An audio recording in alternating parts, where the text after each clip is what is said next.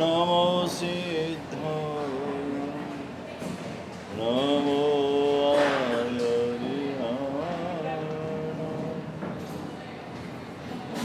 નમો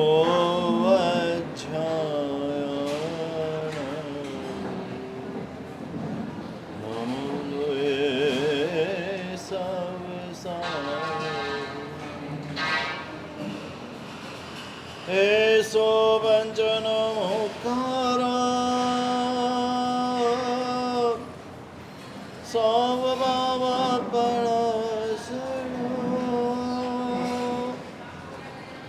મંગલાણંચ સર્વેસી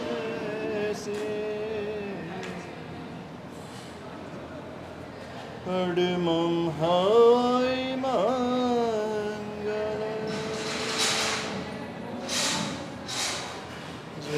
જગજીવ જોણી વિયોણો જગગુરુ જગાનંદો જગણો જગબંધુ જય જગપિયાનો જય સુયાણમ પવતીર્થયરણમ પશ્ચિમો જય જય ગુરુલોગણમ જય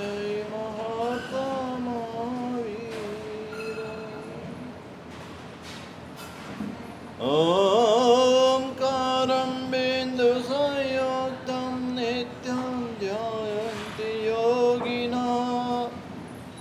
કામદં મોક્ષદં ચૈવ ઓમકારાય નમો નમઃ અજ્ઞાનતિમિરાન્ધનાં જ્ઞાનાંજનશલાકયા નેત્રમુન્મીલિतं યેન તસ્મૈ શ્રી ગુરવે નમઃ અચિંત્ય ચિંતામણિકલ્પશાખિને વિશુદ્ધ સદ્બ્રહ્મ સમાધિશાલિને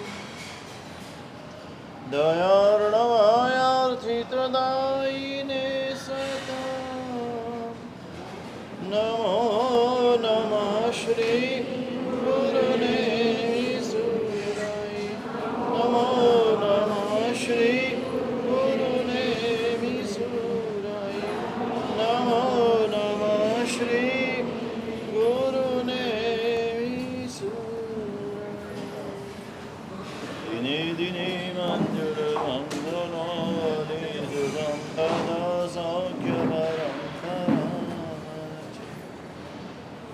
ઇષ્ટાર્થ સિદ્ધિર્બહુલા ચ બુદ્ધિ સર્વત્ર સિદ્ધે સૃજતામ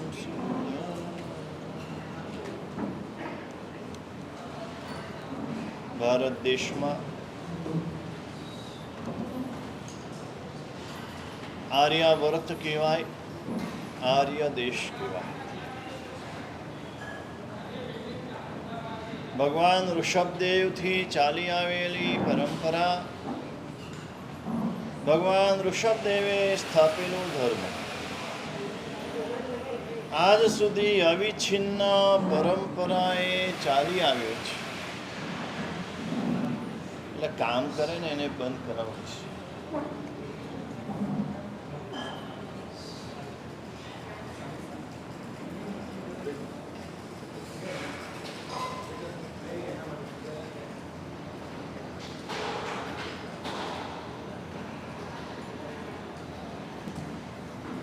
આજે અવિચ્છિન્ન પરંપરાએ ધર્મ ચાલ્યો છે, આજે પણ ચાલે છે. 24 તીર્થંકર પરમાત્મા થયા, એવી રીતે અનેક યુગ પુરુષ થયા, મહાપુરુષ થયા, અને એના દ્વારા આર્ય દેશમાં આર્ય ધર્મની રક્ષા થઈ છે, આર્ય ધર્મની સ્થાપના થઈ છે. એ અનેક અનેક જે વ્યક્તિઓ થયા એમાંના એક વ્યક્તિ તે ચાણક્ય. આ નામ આજે વિશ્વ પ્રસિદ્ધ છે. ચાણક્યનું અર્થશાસ્ત્ર આજે સમગ્ર વિશ્વએ સ્વીકાર્યું છે. ચાણક્યની રાજનીતિ આજે સમગ્ર વિશ્વ એને અનુસરે છે. પણ આપણે વાત નથી અર્થશાસ્ત્રની કરવી, નથી રાજનીતિની કરવી, આપણે વાત કરવી છે ચાણક્યનું નીતિશાસ્ત્ર, વ્યવહાર નીતિ. સંસારી જીવ, ગૃહસ્થ જીવ, એને સંસારમાં કેવી રીતે રહેવું એની વાત કરતા પહેલા થોડુંક આપણે ચાણક્યના જીવનને જોઈશું. 1.5 કલાકનું આપણું પ્રવચન રહેશે. એમાં અડધો કલાક ચાણક્યનું જીવન અને પછી 1 કલાક ચાણક્યની વ્યવહાર નીતિની વાત. ગયા રવિવારે શરૂઆત કરી હતી, પણ આ રવિવારે અનેક નવા શ્રોતાઓ પધાર્યા છે.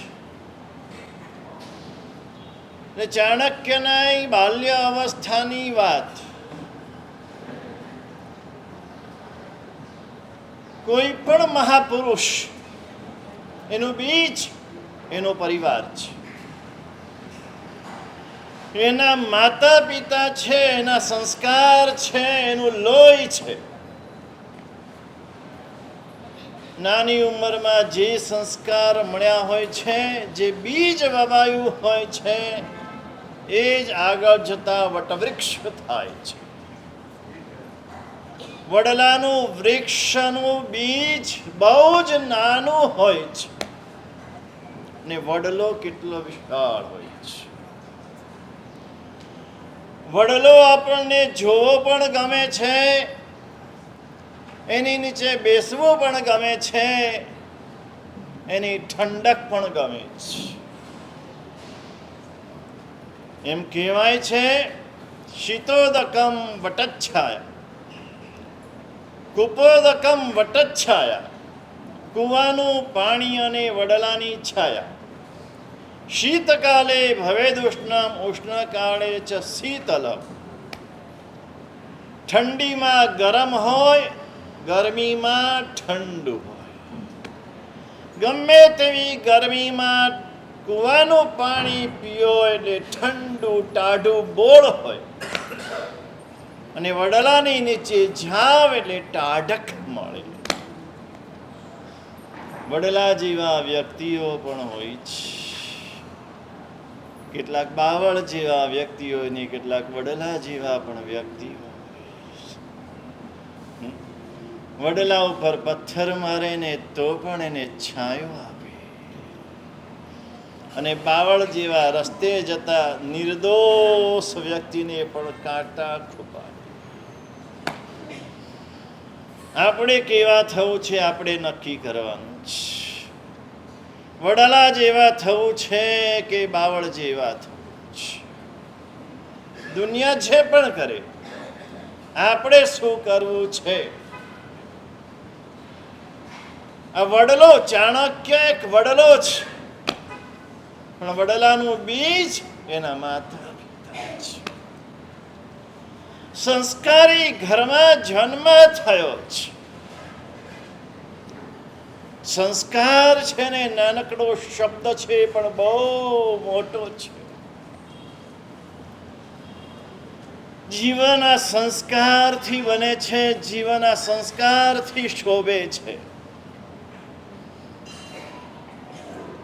બીજું બધું હોય પણ સંસ્કાર ન હોય તે જીવન જીવન કહેવાતું નથી. એવા ઘરમાં જન્મ્યો છે ચાણક્ય.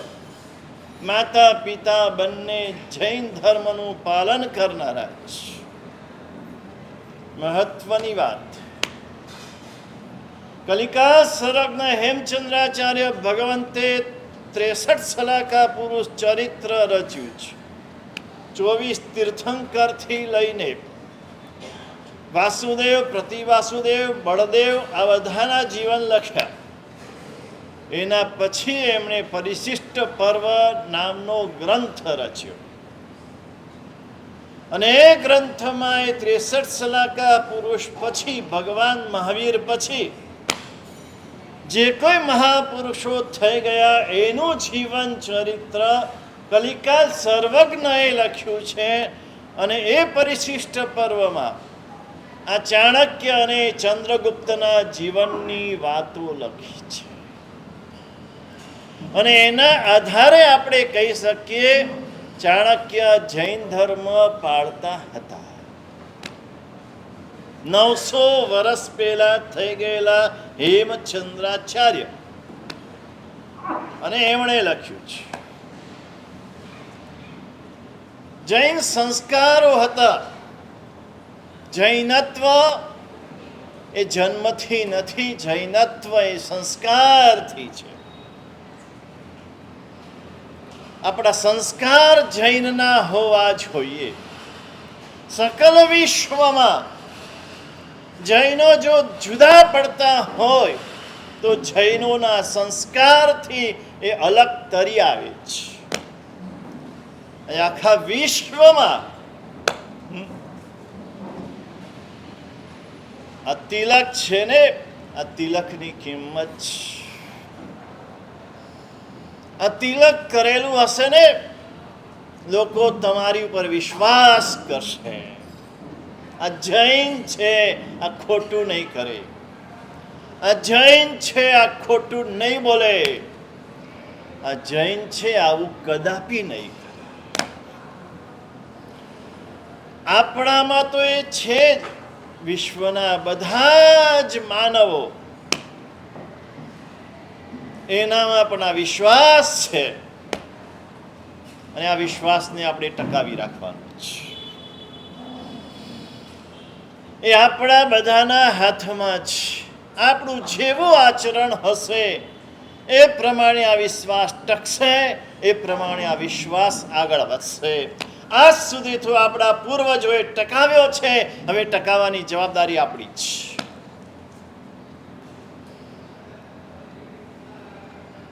જૈનત્વના સંસ્કારથી સમૃદ્ધ પરિવાર. સમૃદ્ધિ પૈસાની નહીં, ધનની નહીં, સમૃદ્ધિ સંસ્કારની છે. અને સંસ્કારથી સમૃદ્ધ એ સમૃદ્ધ કહેવાય છે. એ માતા, એ પિતા બંનેના એવા સંસ્કાર. સાધુ ભગવાન સાધ્વીજી ભગવંત, એના પગલા એના ઘરે વારંવાર થતા, અનેક વાર થતા. ઘર જ એવા પ્રકારનું હતું. તે સમય હતો જ્યારે સાધુ સાધ્વી ઉચ્ચ નીચ કુળમાં ગોચરી જ હતા.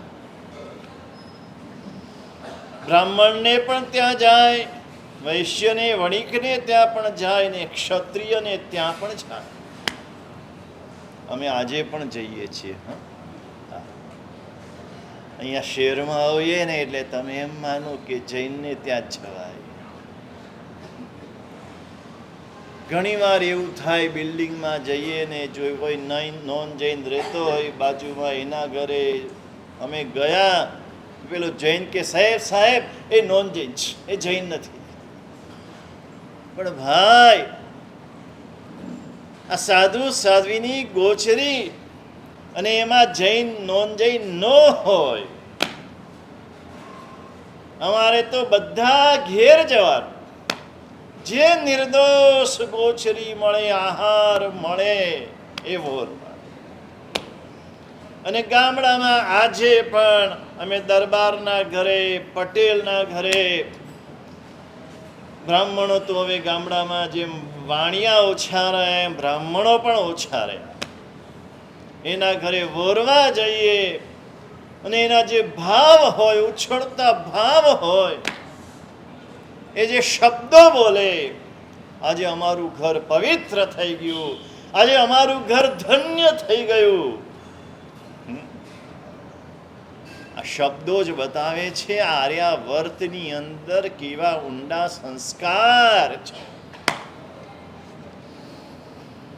બે સાધુ ભગવંત ગોચરી માટે નીકળ્યા છે.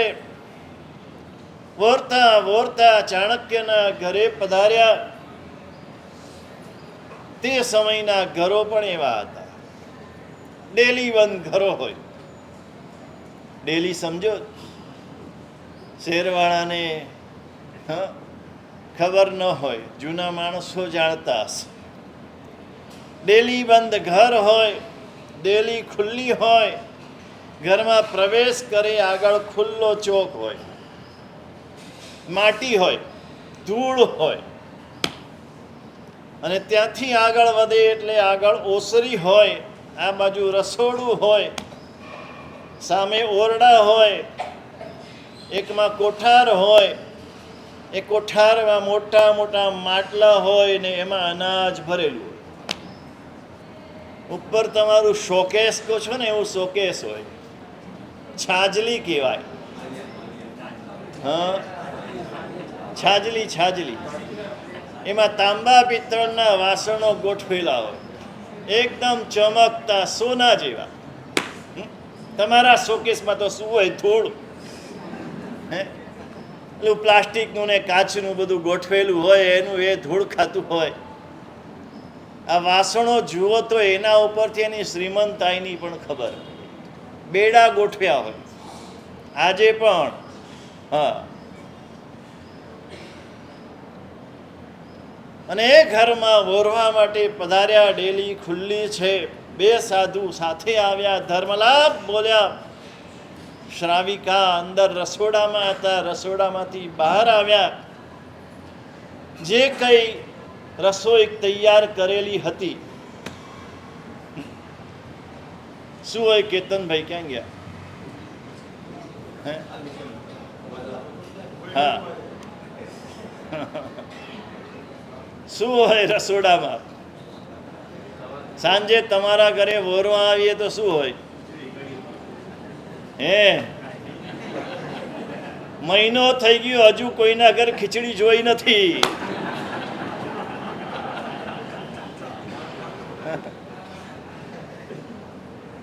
ગઈ ખીચડી તમારા નસીબમાં જ નથી.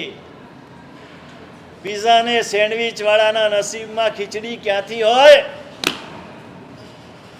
અને ખીચડી ખાઈને આવા ન હોય. હા, ખીચડી ખાઈ મજબૂત હોય. અને ખીચડીમાં આમ વાડી ભરીને ઘી નાખ્યું હોય અને બરાબર હલાવીને એ ખીચડી ખાધી હોય તો પટવા બીજું બધું ભૂલી જાય. એ રોટલા હોય, દહીં હોય, છાશ હોય, દૂધ હોય, આ જ હતું રોજનું એક સરખું. રોટલા જમવાના. તમારા નસીબમાં તે રોટલાય નથી.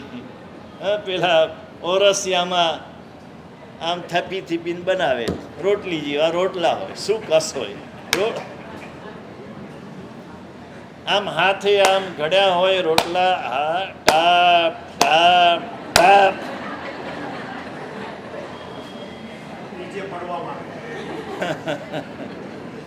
આવો જાડો રોટલો હોય, બાજરાનો હોય, જુવારનો હોય, એવો મીઠો લાગે, મધ જેવો મીઠો. આમ રોટલા ખાવ ને તો તાકાત પણ આવે. આ મારા બેનો બધા તાકાત વિનાના થઈ ગયા ને, એને રોટલા ખાવા જોઈએ. બધું બહાર લાવ્યા. હંમેશા બે જ સાધુ ઓરવા જતા. એકલા સાધુ વોરવા જાય નહીં, એકલા સાધુ બહાર પણ જાય નહીં. આ નિયમ હતો.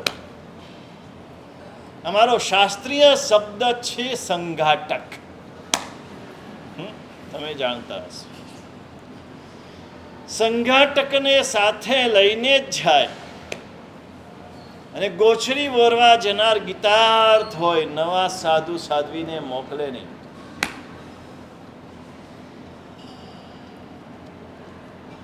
શ્રાવિકાએ ખૂબ ભાવથી ગોચરી વોરાવી, ખૂબ આદરપૂર્વક બાજોઠ મૂક્યો. બાજોઠ ઉપર કાસાની થાળી મૂકી, થાળીમાં પાત્રું મુકાવ્યું. વોરાવાની આ જ રીત છે. પેલા તમારા ડાઇનિંગ ટેબલ ઉપર ના મુકાવાય. બાજોઠ જોઈએ, બાજોઠ ઉપર થાળી જોઈએ, ને થાળીમાં પાત્ર મૂકવા. ખૂબ ભાવથી ગોચરી વોરાવી. ગોચરી જે ખપ હતો, જેટલું ખપ હતું વોર્યું.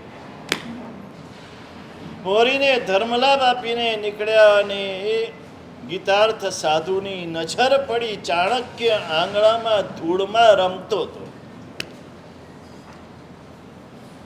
ધૂળમાં જે રમે ને એ બાળક મજબૂત થાય.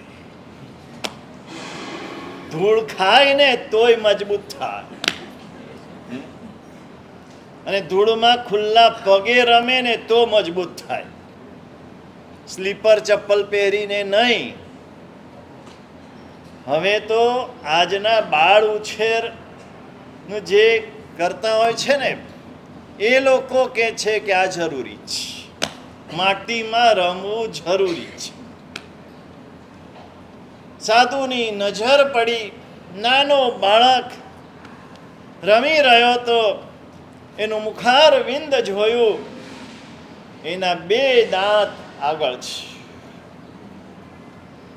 આ બે દાંતને જોયા અને તરત ભણેલા હતા, શાસ્ત્રોનું અધ્યયન હતું. તરત જોડે રહેલા સાધુને કાનમાં કીધું, આ બાળક રાજા થશે. આના બે દાંત આગળ છે, એના ઉપરથી કહું છું કે આ રાજા થશે.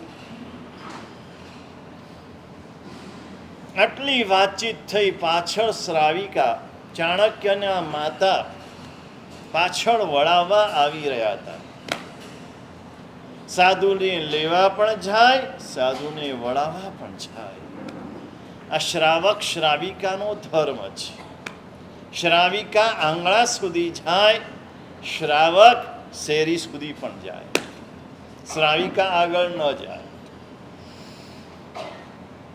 અમારા બહેનો, અમારી માતાઓ ક્યારે બજારમાં ન જાય. આ જ્યારથી બજારમાં જવાનું ચાલુ થયું, આર્યાવર્તનું પતન થયું. આ પતનનું મુખ્ય કારણ તો આજ છે. અમારી માતાઓ અને અમારી બહેનો આ ભારત દેશને ભારત બનાવનાર પણ એ હતા. અને આજે ભારત દેશમાંથી ભારતપણું ધીરે ધીરે ધીરે આમ ખસી રહ્યું છે. એ પણ એના કારણે જ.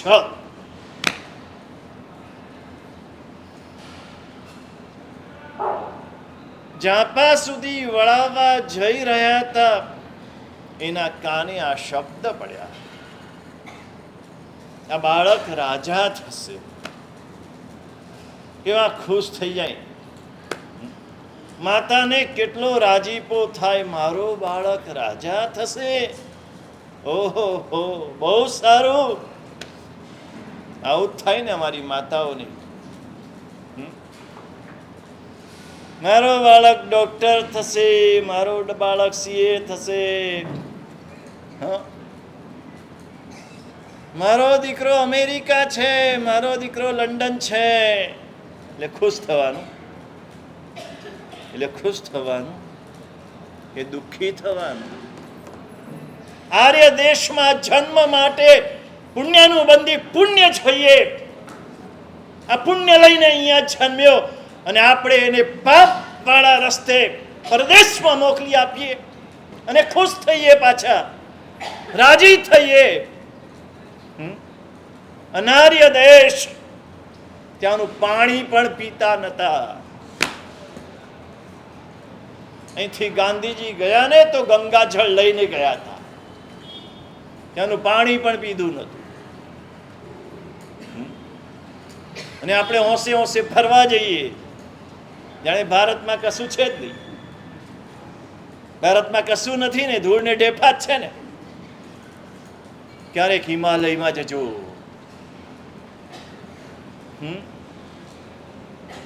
હિમાલય જશો ને આખી દુનિયા ભૂલી જશો, આખી દુનિયા. કૈલાસ માનસરોવર જજો, આખી અલગ દુનિયા, દિવ્ય દુનિયા. તમે આ દુનિયાથી પર પહોંચી ગયા હોય તેવું થાય. અમે તો ગયા નથી, જઈ શકીએ એવું દેખાતું નથી, ખાલી સાંભળ્યું છે, વાંચ્યું છે. એના ઉપરથી તમને કહીએ છીએ, ભારતમાં જે છે તે દુનિયામાં ક્યાંય નથી. મેરા ભારત મહાન ખાલી બોલવાથી કંઈ થતું નથી. ખરેખર હૃદયથી લાગવું જોઈએ કે મેરા ભારત મહાન.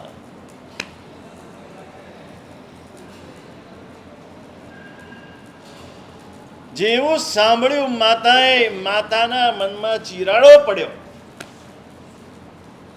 મારો દીકરો રાજા થશે, રાજેશ્વરી નરકેશ્વરી, રાજા થઈ નરકમાં જાય. મારી કુખે જન્મેલો બાળક નરકમાં ન જ જવો. જે દિવસે અમારી માતાઓના હૃદયમાં આ ભાવ આવશે ને, તે દિવસ સમજી લેજો ભારતનો સુવર્ણ દિવસ હશે, જૈન ધર્મનો સુવર્ણ દિવસ હશે. મારી કુખે જન્મેલો બાળક, એની દુર્ગતિ ન જ થવી જ જોઈએ. આ ભાવ આપણને હોવો જોઈએ. આજે છે અલગ છે, આજે બાપાઓને કે માને બધાને અલગ છે.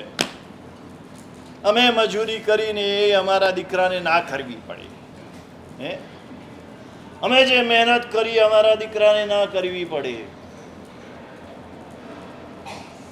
એ બધું ભાગ્યાધીન છે. પણ ધર્મ કે સંસ્કાર પુરુષાર્થથી આવે છે. એ માતા પિતાના લોહીમાંથી આવે છે. તરત માતાને થયું આ ન જ થવું જોઈએ, મારો દીકરો રાજા ન જ થવો જોઈએ, શું કરું? હજુ તો નાનો છે. જીનખો જાતિને પાયા ગહરે પાની પેટ, જે શોધે છે એને મળે છે. તમે ઉપાય વિચારો ને તો બધાના ઉપાય હોય છે. તમારી તીવ્રતા જોઈએ, અને એ તીવ્રતા એક માતાના હૃદયની તીવ્રતા હતી. ત્યાં ને ત્યાં ઉપાય દેખાયો. ગુરુ ભગવાન પર શ્રદ્ધા છે, ગુરુ ભગવાનના વચન ઉપર પૂર્ણ શ્રદ્ધા છે. એમણે કીધું છે એટલે સાચું જ છે.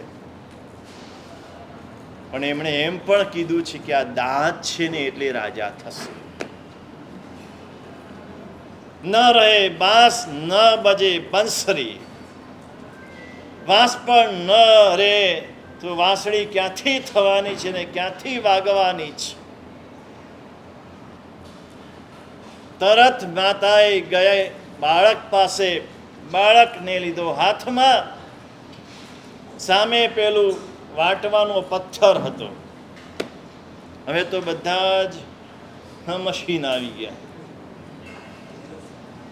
દરેકના કોઈ પણ તમારે શાંતિ થઈ. અમારા બહેનોને જો એટલે તો આટલા બધા વ્યાખ્યાન સાંભળવા આવી શકે છે, નહીતર ના આવી શકે.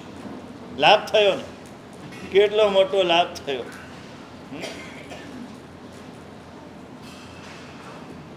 નથી. શારીરિક શ્રમ ન હોય તો શરીરનું આરોગ્ય ન જળવાય.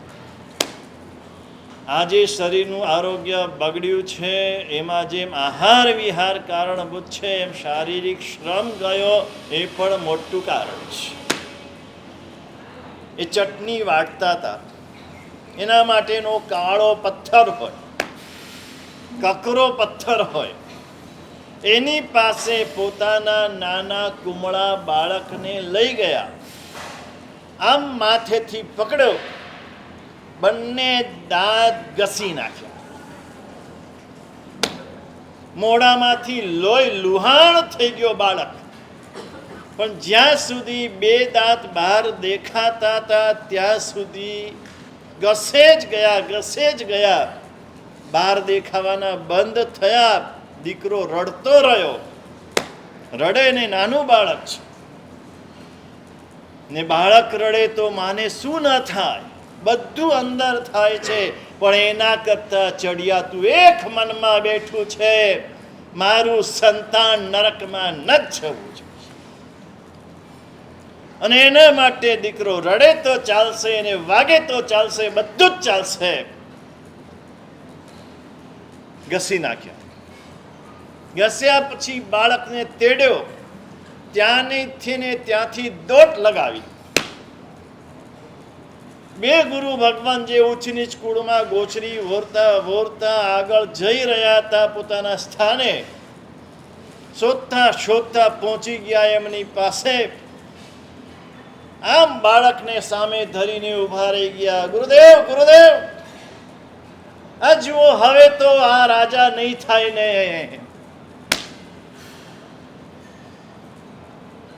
ગુરુ મહારાજ જોઈને એકદમ હતપ્રભ થઈ ગયા, આંસુ થયું. સૌથી પહેલું એમને થયું, મારી ભૂલ થઈ ગઈ. હું જ્યાં બોલ્યો કે આ રાજા થશે, આણે સાંભળી લીધું ને સાંભળીને આ કામ કર્યું, આ મારી ભૂલ થઈ ગઈ. પણ હવે જે થયું છે, સામે ઊભી છે માં, પોતાના દીકરાને લઈને. એક માં શું કરી શકે? માતૃત્વ શું શક્તિ છે, સામાન્ય નથી, પરમ શક્તિ છે. એ જે ધારે તે કરી શકે. મદાલસાની વાત શાસ્ત્રોમાં આવે છે. એના પુત્રોને એને ઋષિ બનાવવા હતા તો પહેલેથી એ જ સંસ્કાર આપ્યા અને એને એ જ સંભળાવતા હતા, શુદ્ધોસી બુદ્ધોસી નિરંજનોસી સંસાર માયા પરિવર્જિતોસી. અને એ સાંભળીને એના 3 સંતાનો ઋષિ થયા. પછી કીધું કે ભાઈ આ રાજ્ય સંભાળનાર તો કોઈક જોઈશે. એટલે ચોથામાં રાજાના સંસ્કાર રેડ્યા તો ચોથો નાનો રાજા થયો. માં ધારે એ કરી શકે, માં ઈચ્છે એ કરી શકે. એની ઈચ્છા શક્તિ જોઈએ. ગુરુ ભગવંતે કીધું, ના, હવે રાજા નહીં થાય, પણ રાજા જેવો થશે. હાસ થઈ, ટાઢક થઈ, ચિંતા ટળી ગઈ કે હવે રાજા નહીં થાય ને, રાજા નહીં થાય એટલે નરકમાં નહીં જાય. ગુરુ ભગવાનની પાસે ક્ષમા માગી, હાથ જોડ્યા, ઘરે આવી ગયા.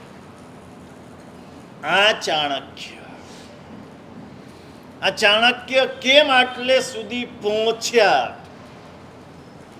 એનું કારણ આ માતાના સંસ્કાર છે.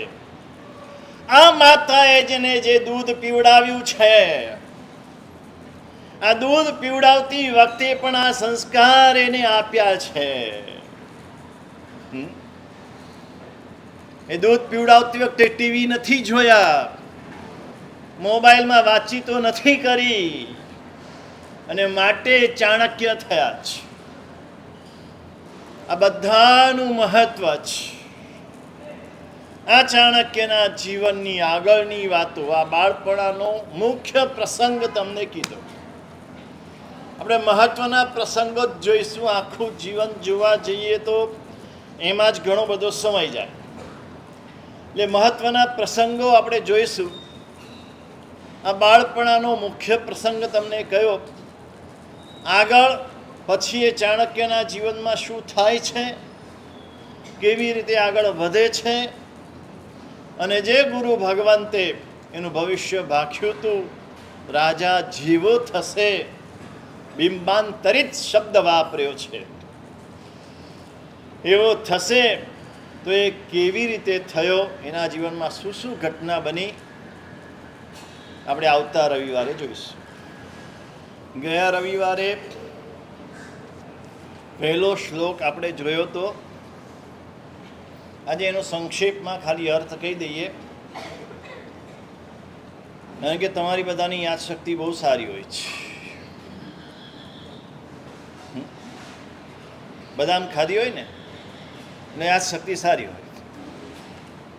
પણ હવે ચોમાસું છે, ચોમાસામાં મામરો બદામ ના ખપે, હવે આજની ફોડેલી જ બદામ ખપે.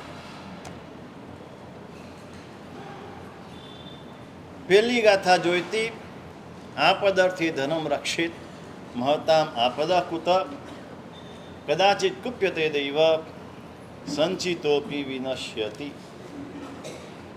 રાજાના દ્રષ્ટાંતથી વાત કરી હતી. અત્યારે દ્રષ્ટાંતની વાત નથી કરતો, પણ આ શ્લોકનો સાર કહી દઉં છું. જીવનમાં આપત્તિ આવે એના માટે ધન ભેગું કરવું જોઈએ. આવું આજનો માણસ માને છે,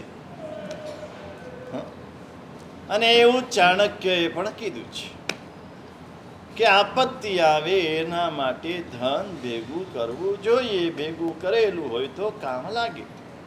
મધમાખીને કામ લાગે છે, મધમાખીને કામ લાગે છે નહીં? કેમ આટલું બધું મધ ભેગું કરે તો કામ નથી લાગતું? શું થાય? હે, બીજા માટે.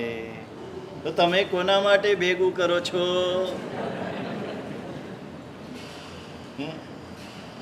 છોકરા માટે. છોકરાઓ ઉડાવી દેશે, યાદ રાખજો. છોકરાઓ હરવા ફરવામાં, મોજ મજા કરવામાં જેટલું વધારે પૈસો એને આપીને જશો ને, એનું જીવન ખેદાન મિલન થઈ જશે. એ ગમે તે રસ્તે વાપરશે, એ બધું પાપ તમને લાગશે.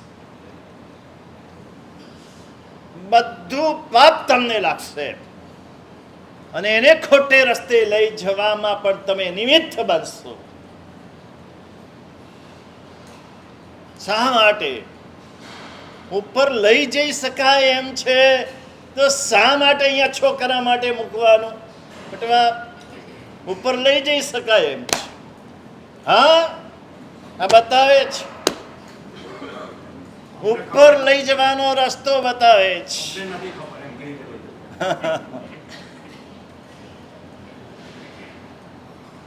સુકૃત કરી લો, 7 ક્ષેત્રમાં વાપરી લો. પુણ્યાનુબંધી પુણ્ય જે તમે સાથે લઈ જવાના છો, તમારા પુણ્યને પાપ તમારી સાથે આવશે. પૈસો ભેગો કરવા માટે કરેલું પાપ પણ તમારી સાથે આવશે. પણ એ પાપને જો ધોવું હોય તો એકમાત્ર રસ્તો છે, એ ધનને 7 ક્ષેત્રમાં વાપરી લો. તમારા હાથે વાપરી લો. તમારી પાછળ તમારા સંતાનો સ્નાત્ર પણ ભણાવશે કે નહીં, એ પ્રશ્ન છે. બહુ મોટો પ્રશ્ન છે, કહું છું. સ્નાત્ર પણ ભણાવશે કે નહીં, પૂજાની વાત પછી જ. જો સાથે લઈ જવું હોય તો રસ્તો આ જ છે. અહીંયા ચાણક્ય એમ કે છે, આપદર્થે ધનમ રક્ષે. મજા આવે ને ગૌતમ? એમ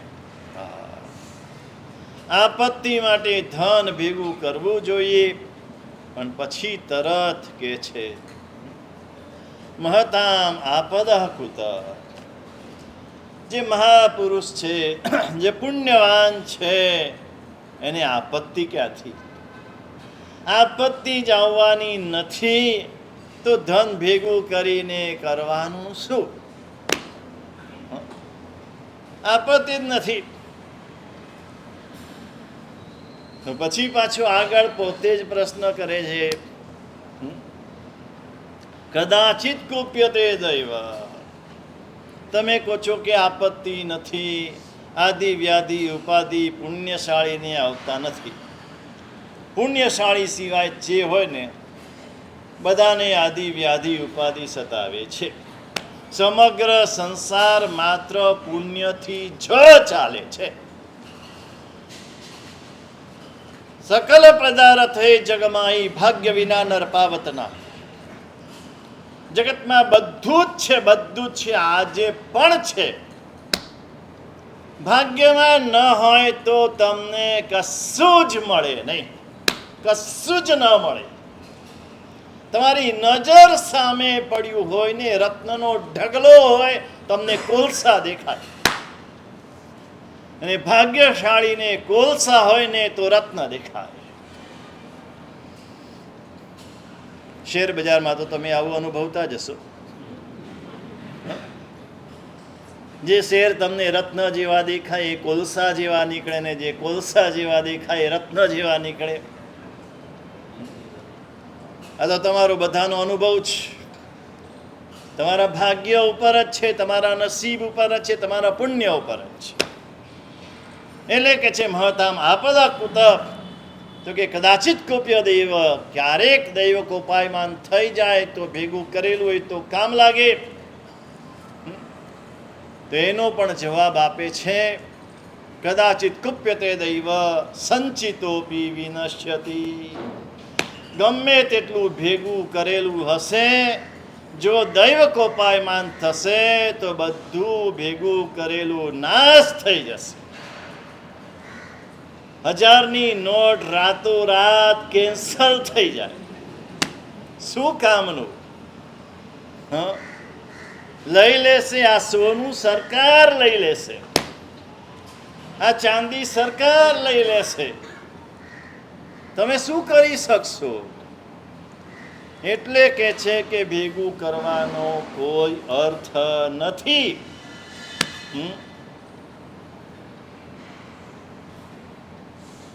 આ સાંભળીને બધા હવે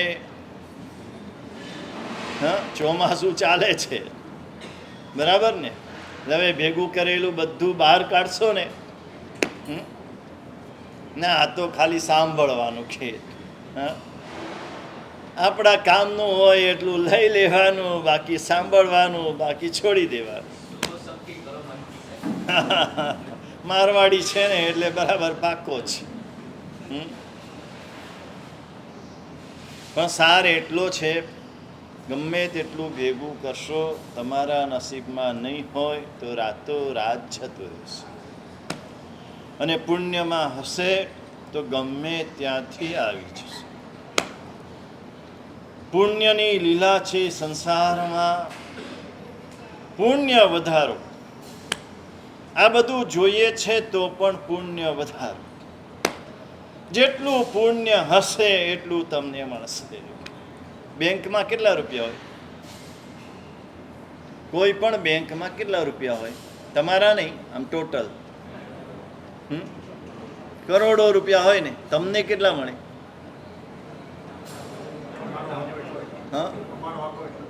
તમારું ખાતામાં જેટલા બોલતા હોય એટલા જ મળે. દુનિયામાં ગમે તેટલું હોય, તમારું જેટલું પુણ્ય હોય એટલું જ મળે. હવે આગળની વાત જે આપણે ગઈ વખતે શરૂ કરી, ક્યાં વસવું? યસ્મિન દેશે ન સન્માનો ન વૃત્તિર ન ચ બાંધવા ન ચ વિદ્યા કમ કશ્ચિત્તમ દેશમ પરિવર્જયેત. એણે આમ કીધું છે કયા દેશમાં નહીં વસવું. જે દેશમાં આપણું આદર સન્માન ન હોય, માન ન હોય, ત્યાં નહીં રહેવું. માણસ માટે માન સન્માન છે ને બહુ મહત્વનું છે. પછી આદર સન્માન ન હોય અને બાકી ગમે તેટલું હોય, શું કામ?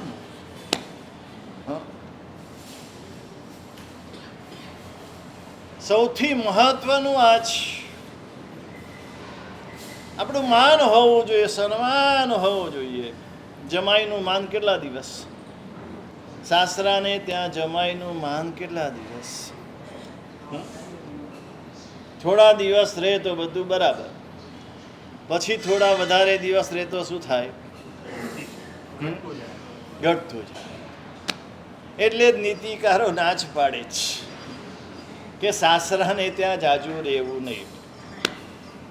મેં ઉદયપુર ગયા હતા. ઉદયપુરમાં ઉપાશ્રયમાં છે ને ઉપર લખેલું હતું, સ્ત્રી પિયર નર સાસરે સંયમ યા થિરવાસ, એ ત્રણેય હોય અળખામણા, જય જોઈ કરો તપાસ.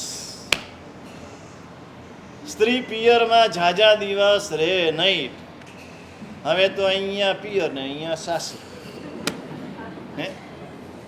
એટલે એમને બધાને જલસા થઈ ગયા. જ્યારે જવું હોય ત્યારે જાય, જ્યારે પાછું આવવું હોય ત્યારે આવે, પણ વધારે રહેવાનું નહીં. જો તમારું માન સન્માન ઈચ્છતા હો તો પુરુષે સાસરામાં જાજુ રહેવાનું. થોડા દિવસમાં મજા, થોડા દિવસમાં શીરો પૂરી ખાવા મળે, 2 દિવસ મળે, ત્રીજા દિવસે કેમ? આપણે હવે રોટલી દાળ ભાત શાક ચાલશે ને, ત્રીજા દિવસે આવી જાય એટલે સમજી જવું કે હવે જવાના દિવસો આવી. અને અમારા માટે પણ કહી દીધું, સંયમી એ સ્થિરવાસ રહે તો એનું માન સન્માન ન સચવાય. સંયમી એ સ્થિરવાસ રહેવાનું નહીં, એક જગ્યાએ વધારે રહેવાનું નહીં. એટલે જ્યાં સન્માન ન હોય ત્યાં ન રહેવું. ન વૃત્તિ, ગૃહસ્થ છો, સંસારી જીવ છો, આજીવિકા મહત્વની છે. જ્યાં તમારી આજીવિકા ન ચાલતી હોય ત્યાં પણ નહીં રહેવું. અને એક નિયમ છે, તમે જ્યારે ક્ષેત્ર બદલો છો, તમારા બધા ગામડામાંથી બધા જ અહીંયા આવેલા છે. મોટા ભાગના લોકો પ્યોર અમદાવાદી તો કોઈ દેખાતા નથી. આ છે કોઈ પ્યોર અમદાવાદી હોય તો આંગળી ઊંચી કરો. નથી, કોઈ નથી. બધા ગામડામાંથી આવ્યા છે. કેમ આવ્યા? આજીવિકા ત્યાં ખૂટી એટલે અહીંયા આવ્યા. અહીંયા આજીવિકા મળી ગઈ એટલે રહી ગયા. એક નિયમ છે ક્ષેત્રાંતરિતાની ભાગ્યાની. ભાગ્ય પણ ક્ષેત્ર પ્રમાણે બદલાય છે. આ શાસ્ત્રનું વચન છે. દ્રવ્ય, ક્ષેત્ર, કાળ, ભાવ પ્રમાણે તમારા પુણ્યને, તમારા ભાગ્યને, શુભ ને અશુભ અસર થાય છે. એક ધંધો છોડીને બીજો ધંધો કરો છો, આ નતો ચાલતો, આ ધંધો ચાલે છે. દ્રવ્ય. એક ક્ષેત્ર બદલીને બીજા ક્ષેત્રમાં ગયા, તમારા ભાગ્યનો ઉદય થયો. ક્ષેત્ર. આજે તમારું ભાગ્ય નથી, વર્ષે 2 વર્ષે પાછું ભાગ્ય જાગે. આજે જ મહુવાથી એક ભાઈ આવ્યા, એણે વાત કરી, અમે મહુવા ચોમાસું ગયા વર્ષે ને એને આગલા વર્ષે હતા, ત્યારે એક શ્રાવક હતો, એના ભાગ્યનો બચારાનો તકલીફ હતી, ઉદય હતો. એ ભાઈએ કીધું કે આજે એનો ભાગ્યનો સૂર્યોદય થઈ ગયો છે. તો શું થયું? કાળ બદલાયો.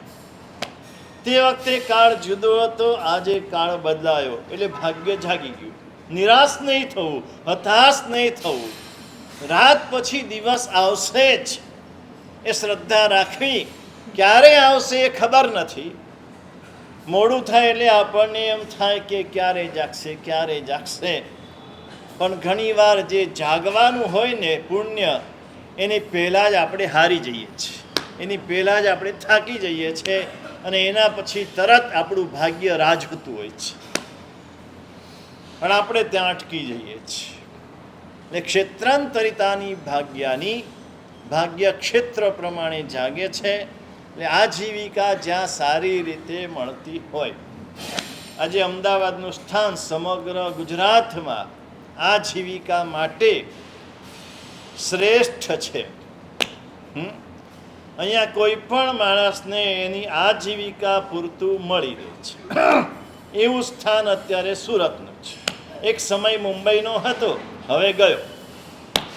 મુંબઈનો સમય પૂરો થયો. ત્યાં જે રહે છે એની વાત જુદી. નવા કોઈ જાય તો એને આજીવિકા મળવી બહુ મુશ્કેલ છે. અમદાવાદ ને સુરત બે સ્થાન અત્યારે એવા છે કે જ્યાં જે પણ જ્યાંથી પણ આવે છે એના ભાગ્યનો ઉદય થાય છે. એ ક્ષેત્ર પણ એમાં સહાય કરે છે. એટલે આજીવિકા જ્યાં મળતી હોય ત્યાં રહેવું, ન હોય ત્યાં નહીં રહેવું. ન બાંધવા. તમારા સગા વાલા સ્નેહી સ્વજન જ્યાં ન હોય ત્યાં નહીં રહેવું. એની નજીકમાં રહેવું. એક વાત 2-3 દિવસ પહેલા એક એવી મળી છે, એ વાત હું તમને જાહેરમાં નથી કહેતો, પણ જૈનોએ હવે જ્યાં જૈનો રહેતા હોય ત્યાં નજીક નજીક રહેવું. આટલું તમારી સલામતી માટે, તમારી સુરક્ષા માટે આ વાત કહું છું. દૂર દૂર અત્યારે જે વસવા જાય છે એણે ચેતી જવું. જ્યાં જથ્થાબંધ એક સાથે જૈનો રહેતા હોય એવી જગ્યામાં જૈનોએ રહેવું, તો તમારી જાનની પણ સુરક્ષા છે ને જાનમાલની પણ સુરક્ષા છે. આગળ સમય એવો આવે છે, જો નહીં જાગીએ ને નહીં ચેતીએ તો બહુ ખરાબ સમય આવશે.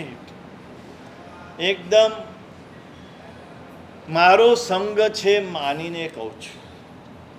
સમસ્ત સંઘ મારો છે, સમસ્ત ભારત પરનો, અને એ સંઘની સુરક્ષા કરવી અમારી પણ ફરજ છે. એક આચાર્ય તરીકે અમારી ફરજ છે. અને જ્યારે આ વાત સાંભળી ત્યારથી મનમાં ઉહાપો ચાલે છે. અને એમાંથી આ એક ઉપાય અત્યારે મળ્યો છે કે અહીંયા જેમ દેવકી નંદન એની અમુક ગલીઓ જૈનોનો જ વસવાટ છે, એવી રીતનો જ્યાં જ્યાં હોય ત્યાં બધાએ રહેવું. બાંધવો, તમારા બાંધવો જ્યાં રહેતા હોય ત્યાં રહેવું. બાંધવો ન હોય ત્યાં નહીં રહેવું. શાસ્ત્રમાં એક દ્રષ્ટાંત આવે છે. એમાં વાત એવી છે કે સસરો છે, વહુ છે. હવે વહુને કંઈક વિશિષ્ટ જ્ઞાન હોય છે, પણ એ વિશિષ્ટ જ્ઞાન એના માટે તો નુકસાન કરનારું થયું. એટલે એના પતિને, એના સસરાને, બધાને એના ઉપર શંકા થઈ. એટલે સસરા એને એના પિયર મૂકવા માટે જાય છે. એ જાય છે ત્યારે રસ્તામાં એક ગામ, આમ ભર્યું ભાદર્યું ગામ આવે છે.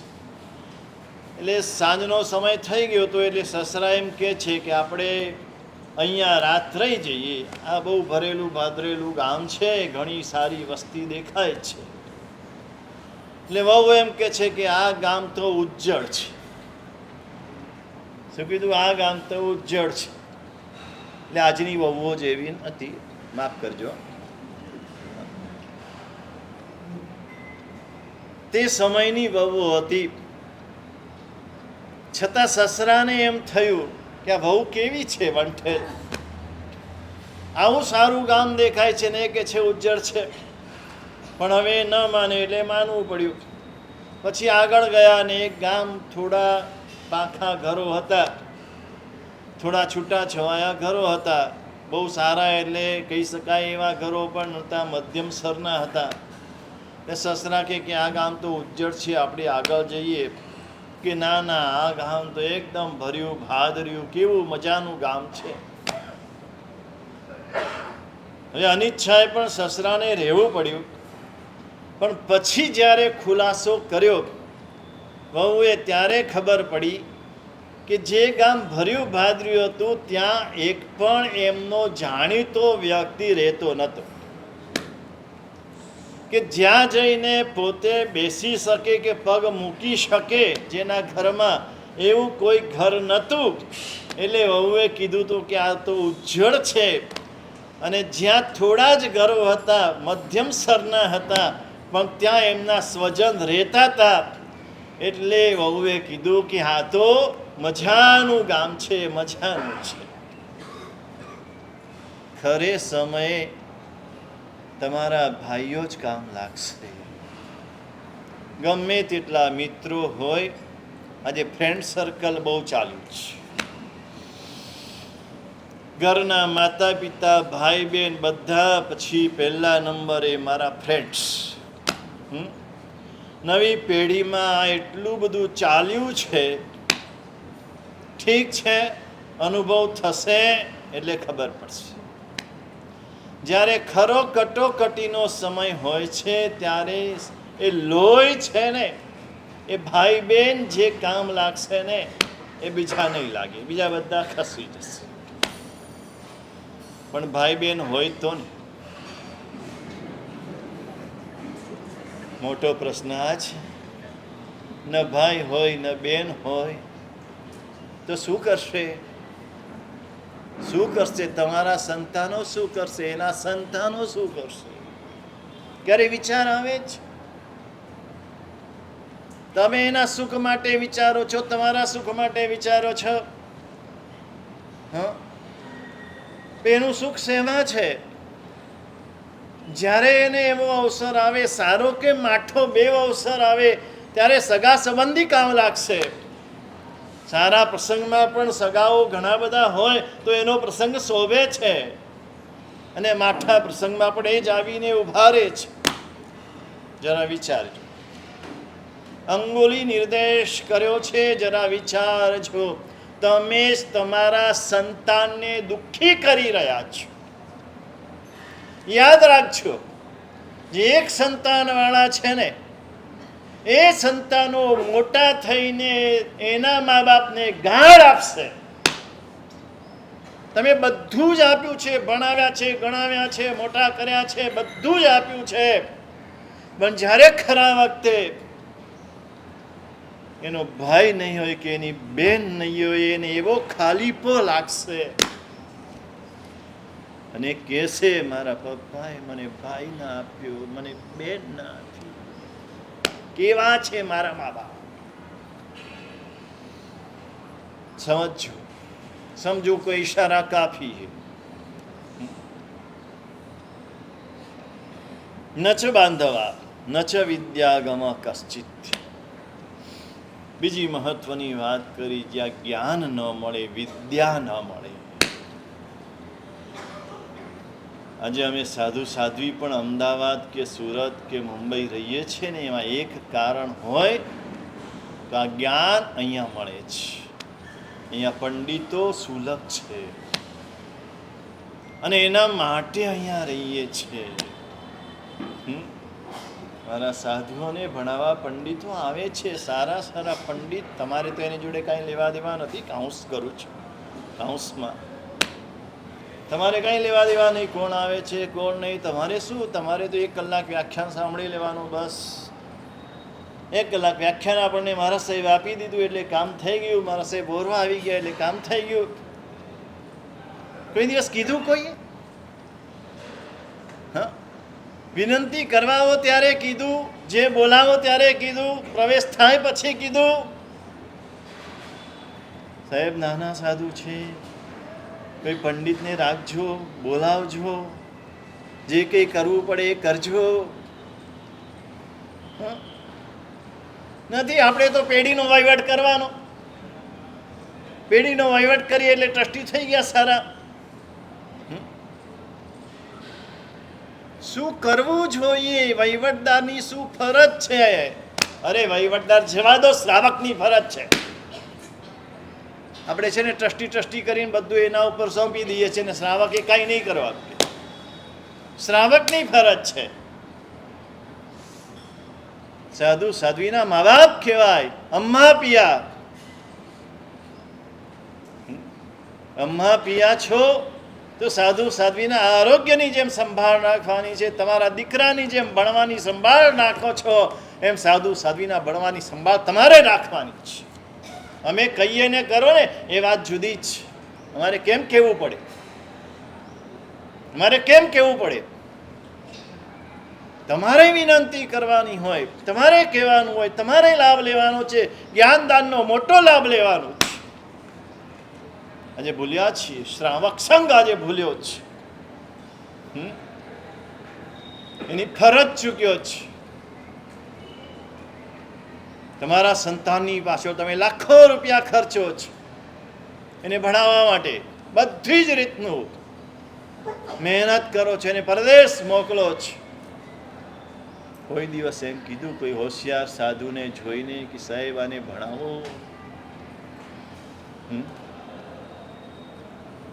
સાહેબ હોશિયાર છે, ભણશે તો આગળ વધશે, શાસનને જરૂર છે.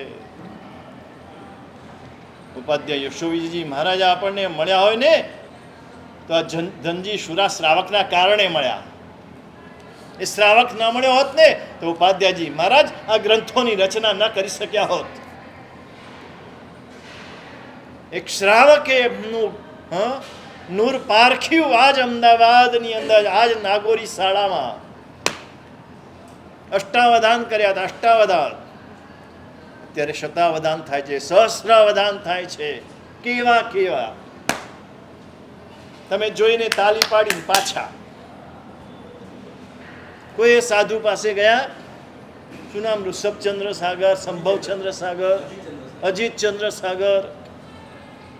તો એની પાસે ગયા, સાહેબ શતાવધાન કર્યું, શું ક્ષયોપસમ છે, શું બુદ્ધિ પ્રતિભા છે, સાહેબ એને ભણાવો, ખૂબ ભણાવો. નહીં, બસ તાલીઓ પાડી. બન્યા ખુશ હોતા હૈ તો તાલી દેતા હૈ. બદલો બદલો, બદલાવાની જરૂર છે. શ્રાવક પણ એમાં જ. એ ધનજી સુરાય નાગોરી શાળામાં ઊભા થઈ ગયા. એમના ગુરુ ભગવાન નય વિજયજી મહારાજાને કીધું, સાહેબ ભણાવો. જો કાશીજી અભ્યસેજી ષડ દર્શનના ગ્રંથ કરી દેખાડે ઓઝળું જુ, કામ પડે જ ન પંથ. જો કાશી જઈને અભ્યાસ કરાવો, જીન શાસનમાં કામ પડે ત્યારે શાસનને ઓઝળું કરશે. અને ત્યારે ગુરુ ભગવંતે કીધું છે કે કાશી જવું સહેલું નથી. નદી નાળા ઓળંગવાના અમે જઈએ, પણ કાશીના પંડિતો એમને ભણાવે નહીં. એને ધન આપવું પડે. અમે ત્યાં કોઈને ઓળખીએ નહીં, શું કરશું? અને ત્યારે કે છે 2000 દિનાર રજતના ખર્ચશું, પંડિતને વારંવાર તથા વિધા રચશું. છે મુજે એવી ચા ભણાવો, એમાં સુણી કાશીનો રાહ ગ્રહે ગુરુદી ન મળી. 2000 ચાંદીના રાણી છાપ રોકડા રૂપિયા ખર્ચીશ.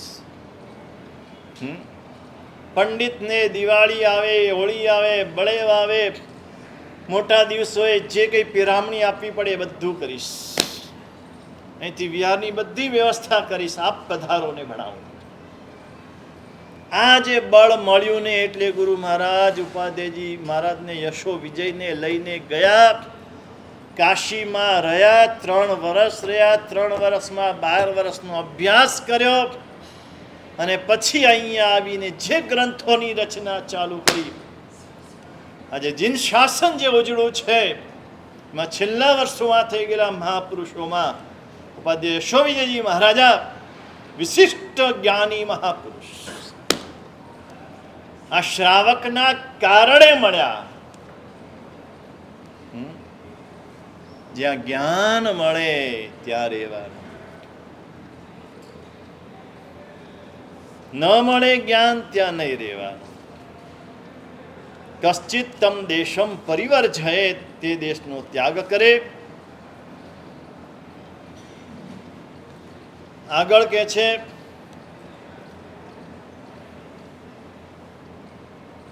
અમુક જગ્યાએ એક દિવસ પણ નહીં રહેવું. ઉત્તમ રહેવાની જગ્યા માટે 5 તત્વો અનિવાર્ય છે. ધનિક, શ્રોત્રિયો, રાજા, નદી, વૈદ્યસ્તુ પંચમ, પંચયત્ર ન વિદ્યંતે ન તત્ર દિવસમ વસેત. આ 5 જ્યાં ન હોય ત્યાં એક દિવસ પણ નહીં રહેવા. સૌથી પહેલું ધનવાન માણસ હોવો જોઈએ ગામમાં. ગામના વ્યક્તિઓ પણ ધનવાન હોવા જોઈએ અને અમુક વ્યક્તિઓ વિશિષ્ટ ધનવાન હોવા જોઈએ. કામ પડે ગ્રામજનોને ત્યારે ધનવાન વ્યક્તિ ઉભો રહેશે. સંઘમાં પણ કેટલાક વ્યક્તિઓ ધનવાન હોવા જોઈએ. ટ્રસ્ટી પણ ધનવાન હોવા જોઈએ. જેમ ધર્મવાન હોય એમ ધનવાન પણ હોવા જોઈએ. સંઘનું કામ આવે ત્યારે પહેલા ટ્રસ્ટી આગળ આવીને ઊભા રહે. ધનથી એવા ટ્રસ્ટીઓ જોઈએ. એમ ગામમાં પણ એવા વ્યક્તિઓ જોઈએ જે ધનવાન હોય. જ્યાં રહેતા હો તમે એ પ્રદેશમાં પણ એવા વ્યક્તિઓ હોવા જોઈએ. અને એવા ન હોય, બધા આમ બચારા ગરીબ રાખડા હોય, ત્યાં એક દિવસ પણ નહીં રહેવા. સંગ તેવો રંગ, જેવો સંગ કરો તેવો રંગ લાગે.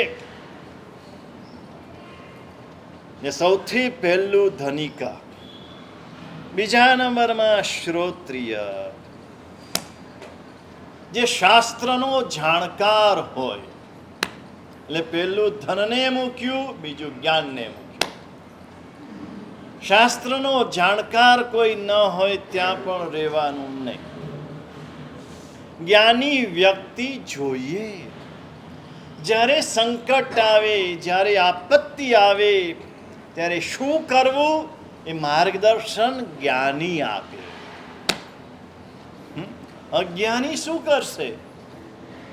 અજ્ઞાનીની દ્રષ્ટિ કેટલી, એની સૂઝ કેટલી, એની સમજ કેટલી. જ્ઞાનીની દીર્ઘ દ્રષ્ટિ હોય, એ જોઈ શકે, સમજી શકે, તમને સાચો રસ્તો બતાવે અને તમને ને તમારા પરિવારને સાચું જ્ઞાન મળે. તેવા શાસ્ત્રના વેદતા એવા વ્યક્તિ જ્યાં હોય ત્યાં વસવું, એવા વ્યક્તિ ન હોય ત્યાં નહીં વસવું. ત્રીજું છે રાજા.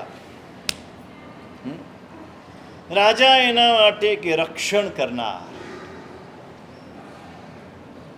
એવો રાજા જોઈએ. આજે તો લોકશાહી થઈ ગઈ, પણ લોકશાહીમાં પણ આ બધા રાજાઓ છે. સંસદ સભ્યો, વિધાનસભ્યો અને પછી કોર્પોરેટર. આ બધા તે પ્રદેશના રાજા જ કહેવાય. પણ રક્ષણ કરે તે રાજા કહેવાય. પોતાનું રક્ષણ કરે નહીં, પ્રજાનું રક્ષણ કરે તે રાજા કહેવાય. પ્રજાના ધનમાલનું રક્ષણ કરે તે રાજા કહેવાય. પ્રજાનું ધનમાલ લૂંટી લે તે રાજા ન કહેવાય. એવા રાજા હોવા જોઈએ. ખરેખર આજના સમયમાં વિચારીએ ને તો જ્યાં ટેક્સ ઓછામાં ઓછો હોય અને સગવડતા વધારેમાં વધારે આપતા હોય એવો દેશ જોઈએ. તો ટેક્સ વધારેમાં વધારે લેવો ને સગવડતા ઓછામાં ઓછી આપો. આ રાજાના લક્ષણો નથી. પેલાના રાજાઓ લાખની કરોડ દરજ્જે સારા હતા. કરોડ દરજ. પ્રજાનું રક્ષણ કરતા, રાત્રિચર્યા માટે નીકળતા. પ્રજા સુખી છે કે દુઃખી છે.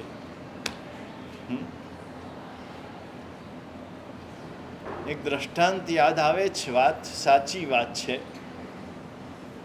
એ રાજાના દેશમાં એવો નિયમ હતો કે જે લાખોપતિ હોય એને જેટલા લાખ હોય એટલા દીવા કરવાના.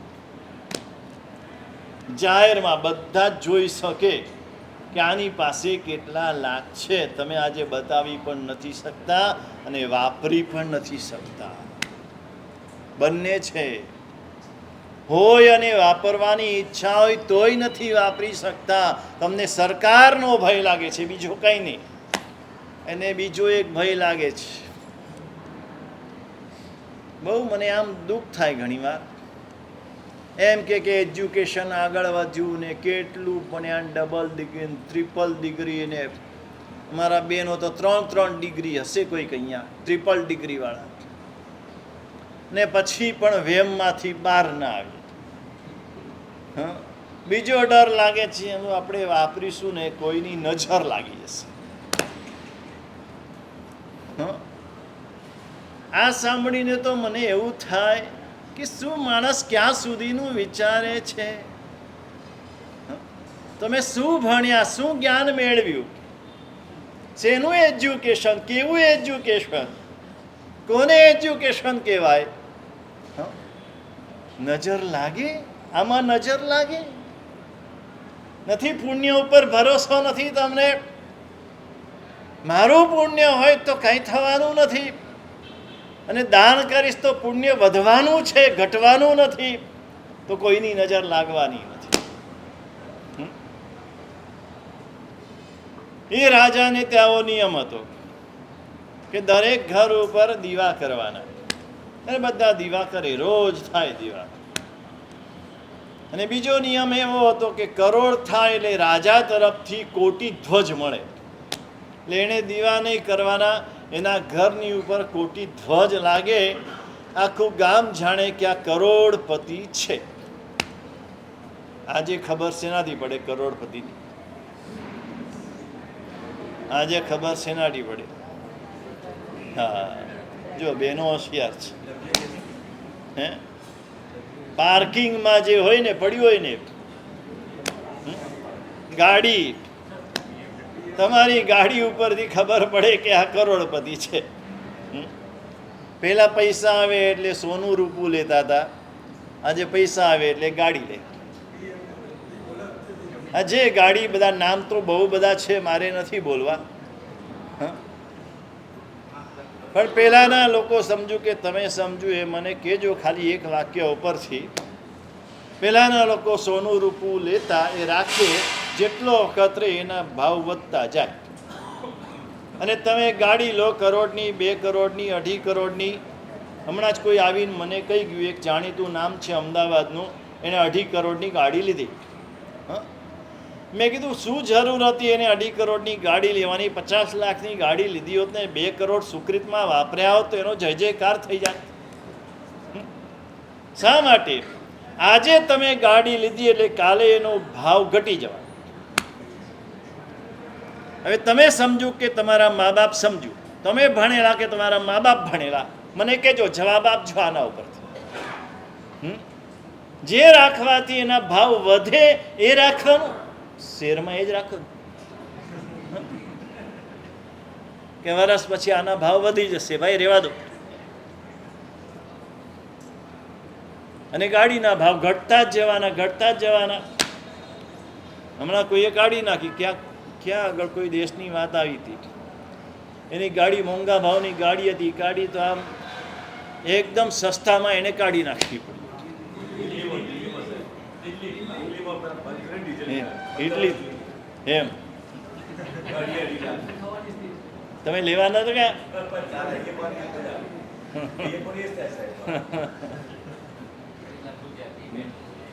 આ બધી આપણને ખબર છે, પણ જે ખરેખર જાણવા જેવું છે જાણતા નથી. જે ખરેખર જાણવાનું છે, આત્માને જાણવાનો છે, આત્માના ગુણોને જાણવાનો છે, પુણ્યને પાપને જાણવાના છે, એ જાણતા નથી ને આ બધું જાણીએ છીએ. આ રાજાને ત્યાં એવો નિયમ હતો, કોટી ધ્વજ રાજા આપે. રાજા રાત્રિચર્યાએ અવારનવાર નીકળે, એમાં એને નજર પડે કે અમુક ઘર ઉપર બહુ જ દીવા કરેલા હોય. એટલે મંત્રીને પૂછ્યું કે આ કોણ છે? જ્યારે જ્યારે આપણે નીકળીએ છીએ ત્યારે આના ઘર ઉપર દીવાઓ બહુ જ હોય છે. મંત્રી આ બધું જાણતા હોય. પ્રમુખ તો રાજા હોય, પ્રમુખ બેટા લીલા જબ્બાવાળા, એ રાજા હોય, બાજુમાં મંત્રી હોય ને એને બધું ધ્યાન રાખવાનું હોય. મંત્રી બધું જ જાણતા હોય. એટલે મંત્રીએ કીધું કે સાહેબ, આ જે ભાગશાળી છે એ 90 લાખથી 95 લાખ બસ વધઘટ થયા કરે છે. આ કરોડ સુધી પહોંચતો નથી. છેલ્લા ઘણા વખતથી ખૂબ મહેનત કરે છે, એટલે એને 90 થી 95 દીવા રોજ એના ઘર ઉપર કરવા પડે છે. આપણા રાજ્યનો નિયમ છે એટલે કરવા પડે છે. રાજાએ મંત્રીને કીધું કે આ બચારાને રોજ આટલા બધા દીવા કરવા પડે, કેટલું કષ્ટ પડે, તમે કેમ કંઈ ધ્યાન નથી રાખતા? એના કેટલા ખૂટે છે? તો કે 7 લાખ ખૂટે છે. આપણા ખજાનામાંથી 7 લાખ આપી દો, સાથે કોટી ધ્વજ આપી દો. રાજાએ તેને તે દિવસે 7 લાખ રૂપિયા એના ઘરે મોકલી આપ્યા, સાથે કોટી ધ્વજ આપ્યો. બીજા દિવસથી દીવા કરવાના બંધ થયા. આવો રાજા જ્યાં હોય ત્યાં રહેવાનું.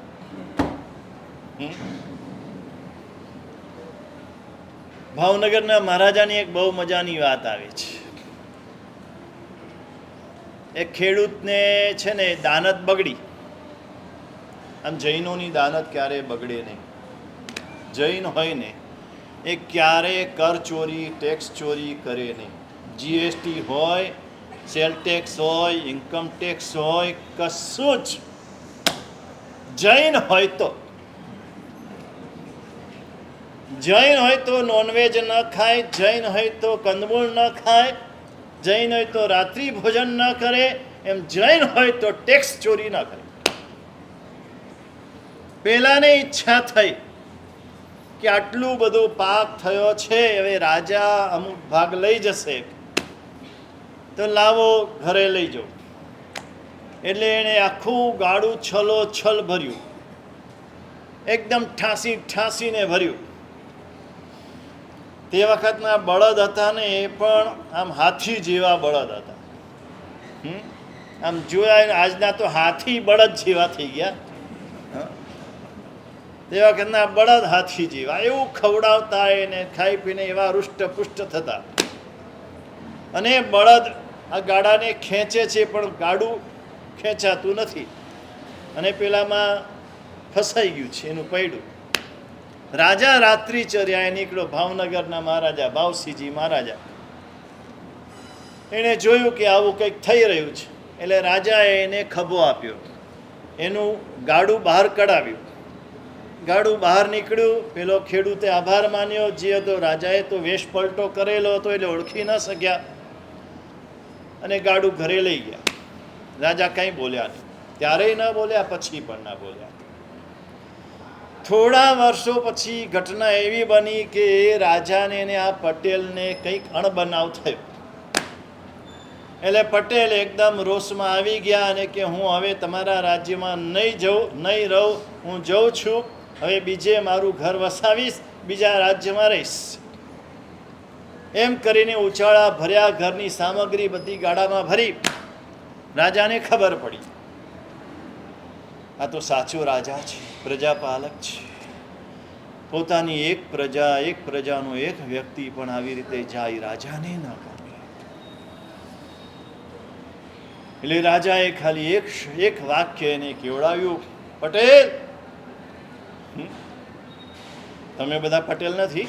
અચ્છા, તમે બધા તો વાણિયા છો. વાણિયા છો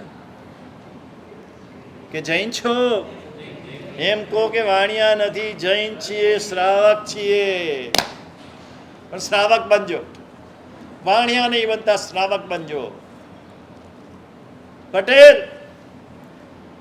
જે રાજા એનો ખેડૂત એનું માલ ભરીને ગાડું ફસાઈ ગયું હોય અને એ રાજા ગાડાને બહાર કાઢે, એવો રાજા જ્યાં મળે ત્યાં વસવા જજો. પટેલ શું બોલે? પટેલે ત્યાં ને ત્યાં ગાડા છોડ્યા, રાજા પાસે ગયો, પગે પડ્યો, માફી માંગી કે હવે આ રાજ્ય ક્યારેય નહીં છોડે. એટલે આવા રાજા હોય ત્યાં વસવાનું. એટલે આ 5 જ્યાં હોય, ધનિક, પછી શાસ્ત્રજ્ઞ, રાજા, પછી નદી જ્યાં હોય. અમદાવાદ તો નદીના આંગણે જ વસેલું છે, સાબરમતી નદીને કાંઠે. અને તમે જોજો મોટા ભાગના શહેરો નદીને કાંઠે વસ્યા છે. મુંબઈ વસાવ્યું ત્યાં નદી નથી, પણ અંગ્રેજોએ તે વખતે તળાવો બનાવ્યા, મોટા મોટા તળાવો બનાવ્યા, અને તળાવનું પાણી આખા મુંબઈને આજે પહોંચે છે. વિહાર, તાનસા, પવઈ વગેરે તળાવો આમ સમુદ્ર જેવા તળાવો છે. નદી એટલા માટે કે પાણીથી જીવન છે. પાણી ન હોય તો જીવન નથી. એટલે જ્યાં નદી નજીકમાં હોય ત્યાં વસવું, નદી ન હોય ત્યાં નહીં વસવું. અને પાંચમું છે સારા વૈદ્યો હોય. વૈદ્યો કો, ડૉક્ટર કો, જ્યાં સારા વૈદ્ય હોય, શારીરિક આરોગ્ય માટેની જ્યાં વ્યવસ્થા સારી હોય ત્યાં આગળ વસવું. જ્યાં આવી વ્યવસ્થા ન હોય ત્યાં ન વસવું. વૈદ્ય છે ને,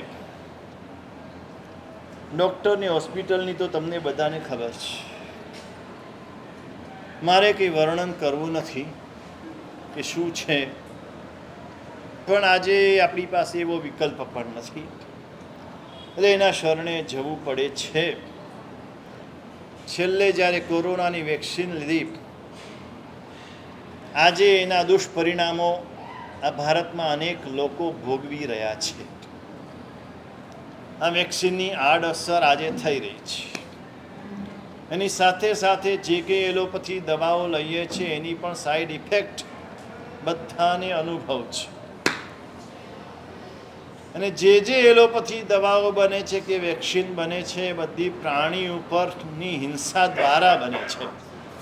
પહેલાં પ્રાણી ઉપર પ્રયોગ કરવામાં આવે છે, પછી જ વેક્સિન બને, પછી જ દવાઓ બને. ને અહિંસાની દ્રષ્ટિએ પણ વિચારો તો પણ તમે વિચારી લેજો. આયુર્વેદ બેસ્ટમાં બેસ્ટ શાસ્ત્ર છે. ભારત દેશનું પ્રાચીનમાં પ્રાચીન શાસ્ત્ર હોય તો આયુર્વેદ છે. ઋષિ મુનિઓએ રચેલું છે, અને એમણે પણ પ્રજાના કલ્યાણ માટે રચના કરી છે. માત્ર ખામી આપણી છે, આપણા શરીરની ખામી છે, આપણા મનની ખામી છે. બાકી આયુર્વેદ જેવા ઔષધો, આયુર્વેદ જેવું શાસ્ત્ર આખા વિશ્વમાં કોઈ નથી. આખા વિશ્વમાં. હમણાં એક ભાઈ જઈને આવ્યા હરિદ્વાર. બાબા રામદેવ તો બધા જાણે છે, પણ બધા ખાલી યોગાના કારણે જાણે છે. આ બાબા રામદેવે ત્યાં આયુર્વેદ હોસ્પિટલ બનાવી છે. કેટલા બેડની? અહીંયા મોટામાં મોટી હોસ્પિટલ કેટલા બેડની હોય? ત્યાં 6000 બેડની આયુર્વેદ હોસ્પિટલ, અને આખી ફૂલ, એક ખાટલો ખાલી ન હોય. અને 1500 બેડની VVIPની આયુર્વેદ હોસ્પિટલ સુધી, એ પણ આખી ફૂલ. પરદેશથી લોકો આવે, દિલ્હીના જે તમારા રાજાઓ છે એ બધા પણ આવે ત્યાં, અને સારવાર લઈને સાજા થઈને જાય. આ વૈદ્ય મહત્વનું વૈદ્ય છે. વૈદ્ય સારા હોવા જોઈએ તો ત્યાં વસવાનું. વૈદ્યકીય સારવાર જ્યાં ન હોય ત્યાં નહીં વસવાનું. આ બે વાત આના માટે કર્યા પછી હજુ ત્રીજું પાછું કે છે, લોકયાત્રા ભયમ લજ્જા દાક્ષિણ્યમ ત્યાગશીલતા પંચયત્ર ન વિદ્યંતે ન કુર્યાત તત્ર સંસ્થિતિ. કેટલો ભાર એમણે આપ્યો છે. આ વાંચ્યા પછી એમ થાય ક્યાં વસવું એના માટે કેટલો ભાર આપ્યો છે. 3 શ્લોક લખ્યા. આપણે ક્યાં વસવું એના માટે વિચાર નથી કરતા. બસ આપણી સગવડતા જ્યાં સચવાય ત્યાં આપણે વસી જઈએ છીએ. આપણા શાસ્ત્રકારોએ પણ લખ્યું છે, હરિભદ્ર શ્રી મહારાજ જેવાએ લખ્યું છે. જૈનોએ ક્યાં વસવું નથી. આજે ધીરે ધીરે હતું આ પોળમાં જ્યાં સુધી હતા એક એક પોળો જૈનોની હતી, ખીચો ખીચ ભરેલી. પછી પાલડીમાં આવ્યા ત્યાં પણ બધી જ સોસાયટીઓ, ત્યારે તો સોસાયટીઓ હતી, બંગલા હતા, ટેનામેન્ટ હતા, આખી જૈનોની, બીજું કોઈ ન મળે. પહેલું કીધું છે હરિભદ્ર સુરી મહારાજે પણ કીધું છે, જ્યાં જૈનો વસતા હોય ત્યાં વસવું. જ્યાં દેરાસર ખાલી નહીં, દેરાસરને ઉપાશ્રય હોય ત્યાં વસવું. આજે ખાલી દેરાસર જોઈને વસી જાય ને બિલ્ડર પણ ત્યાં નાનકડું એક દેરાસર બંધાવી દે એટલે તમે કહો કે દેરાસર અમારી નીચે જ દેરાસર છે. ખાલી દેરાસરથી શું થાય? ઉપાશ્રય પહેલો જોઈએ. બીજી એક વાત, કોઈ પણ જગ્યાએ ધર્મસ્થાન બનાવવું હોય તો પહેલા દેરાસર નહીં બનાવવું, પહેલા ઉપાશ્રય બનાવવું. આ વાત પણ હરિભદ્ર સુરી મહારાજે કરી છે. કેટલા વર્ષ પહેલા જે આ ચાણક્ય થયા તે સમયની આખી વાત છે. પહેલા તો આ ધર્મસ્થાન બનવું જોઈએ. દેરાસર દૂર હશે તો જવાશે, ઉપાશ્રય દૂર હશે તો નહીં ચાલે. જ્યાં પાઠશાળા હોય, આજના સમય પ્રમાણે કહીએ તો આંબિલ શાળા નહીં હોય તો ચાલશે, પણ પાઠશાળા હોવી જોઈએ. સાધુ સાધ્વીનો ઉપાશ્રય હોવો જોઈએ, અને તો જ આ સંસ્કારો ટકશે. અને આજના સમયમાં જ્યારે સંસ્કારોનું ધોવાણ થાય તેવા સાધનો વધતા જ રહ્યા છે, તે વખતે તમારા બાળકોના સંસ્કારની જો તમને ખેવના હોય તો ઉપાશ્રયની નજીકમાં રહેજો. જ્યાં સાધુ સાધ્વી ભગવંત તમારા ઘરે સહેલાઈથી આવી શકે ત્યાં વસજો. આજે મોટા મોટા માળવાળા મકાનો ને એમાં ઉપર રહેવાની જે ચાલ્યું છે ને, સાધુ સાધ્વી પણ ન આવી શકે. આમ તો શાસ્ત્ર નિષિદ્ધ છે. શાસ્ત્રએ કીધું છે પ્રભુના જિનાલયના શિખરથી ઉપર ઘર ન હોવું જોઈએ. હા, સંઘનું જે જિનાલય છે, જિનાલયના શિખરથી ઉપર આપણું ઘર ન હોવું જોઈએ. આજ સુધી આ સચવાત હતું. આજે બદલાયું, આપણા ભાવ બદલાયા. આજ ભાવનગરની વાત, ભાવનગરમાં દાદા સાહેબનું જિનાલય છે. બહુ વિશાળ જિનાલય, વિશાળ સંકુલ છે. એક જ સંકુલમાં બધું છે. એની બાજુમાં તે વખતે, ત્યારે તો હજુ વસ્તી બીજી કોઈ જૈનોની હતી નહીં, ત્યારે એક ભાગશાળીએ પોતાનો બંગલો બનાવ્યો. બંગલો તૈયાર થઈ ગયો, વાસ્તુ રાખેલું હતું, અને ત્યારે આખો બંગલો જોવા માટે ભાઈ પોતે નીકળ્યા કે કેવો થયો છે. છેક ઉપર સુધી ગયા. ઉપર નાનકડી બંગલી બનાવી હતી, એટલે પેલી હવા ખાવાની હોય ને બંગલી, એવા પ્રકારની એક નાનકડી બનાવી. ત્યાં ગયા ને ત્યાંથી બાજુમાં જિનાલય ઉપર નજર પડી તો જિનાલયના શિખર કરતા એ બંગલી ઊંચી હતી. ત્રિભુવન ભાણજી, બરાબર, ભાવનગરના જ છે મારા. ત્રિભુવન ભાણજીનો બંગલો, બરાબર ને, છે ને હજુ? હા. તરત ને તરત તેણે આદેશ કર્યો કે આ ઉપરનો ભાગ ઉતારી નાખ. એ ઉતારેલો ભાગ આજે છે ત્યાં એ બંગલામાં.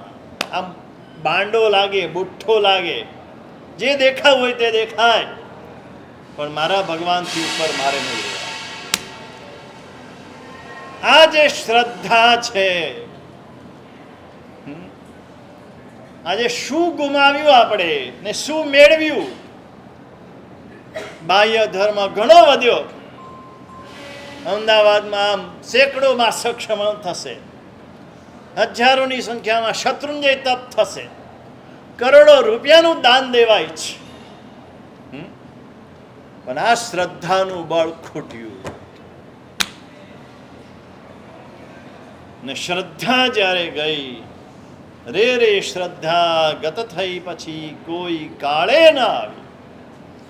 એકવાર શ્રદ્ધા ખંડિત થઈ ગઈ, પાછી એ શ્રદ્ધા સ્થિર ન થાય. અને ભગવાન કે છે શ્રદ્ધા પરમ દુર્લભ, ઉત્તરાધ્યન સૂત્રમાં કે છે શ્રદ્ધા પરમ દુર્લભ ચીજ હોય તો શ્રદ્ધા છે. અહીં ચાણક્ય પણ એ જ વાત કરી રહ્યા છે.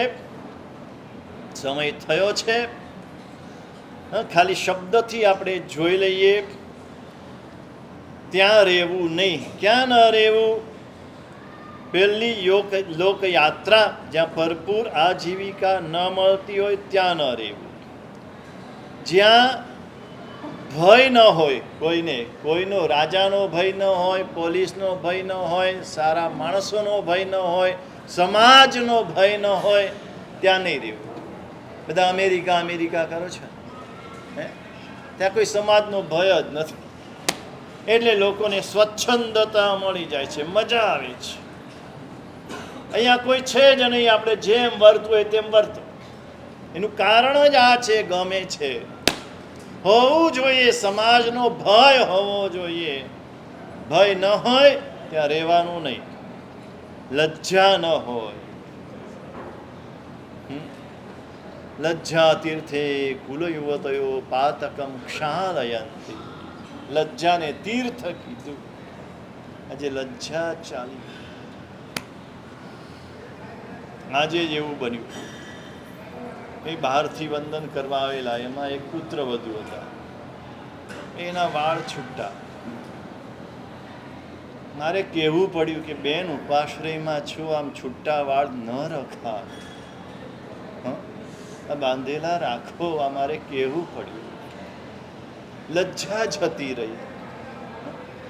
આજે જે શરમ હતી, જે લજ્જા હતી, ભય નથી, લજ્જા નથી, ત્યાં કેમ રહેવાય? દાક્ષિણ્ય જોઈએ, લોકો દાક્ષિણ્ય વાળા જોઈએ. શું દાક્ષિણ્ય શબ્દ વાપર્યો છે? એટલે સારી કોઈ વાત કરે તો નિષેધ ન કરે, એ શું દાક્ષિણ્ય છે? આપણે વિશેષ જોઈશું આગળ. અને પાંચમું છે ત્યાગશીલતા, એટલે દાનવૃત્તિ, ઉદારતા. જ્યાં ન હોય ત્યાં પણ ન રહેવું. આ 5 જગ્યાએ ન રહેવું, એટલે આ 5 જ્યાં હોય ત્યાં રહેવું. આટલી વાત કર્યા પછી આગળ પણ હવે માણસોની વાત કરશે. જગ્યાની વાત કરી, પછી માણસોની વાત કરશે કે માણસો કેવા હોવા જોઈએ, કેવા માણસો સાથે સંગ રાખવો, કેવા માણસો સાથે ન રાખવો. આજે આ બધી બાબતમાં પણ કટોકટી છે. જેમ રહેવાની બાબતમાં તકલીફ છે, એમ માણસોની પણ કટોકટી છે. તો ચાણક્ય આ બાબતમાં શું કહે છે ઇત્યાદિ અગ્રે અધિકાર વર્તમાન. સર્વમંગલમાંગલ્યં સર્વકલ્યાણકારણં પ્રધાનમ સર્વધર્માણાં જૈનમ જયતિ.